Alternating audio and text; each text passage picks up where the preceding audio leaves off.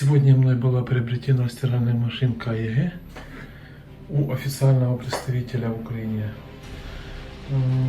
И что я могу за нее сказать? Первый запуск пошел нормально. Машинка отстирала свои положенные 3 часа.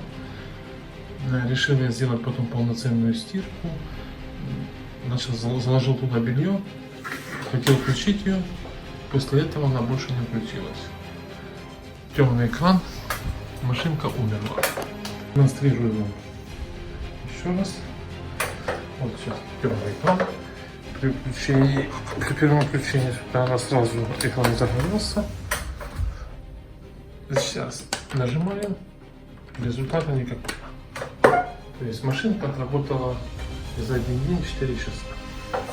И на этом хваленное качество закончилось. Продавец со мной отправил меня сразу в сервисный центр.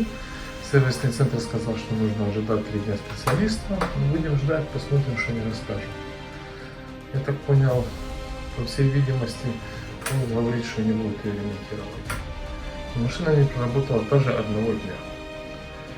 Просто вам информация на будущее. Стоит ли брать машинки этого производителя.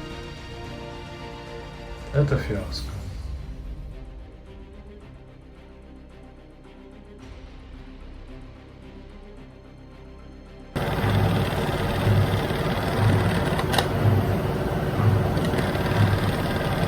Новая машинка, сегодня приобретенная.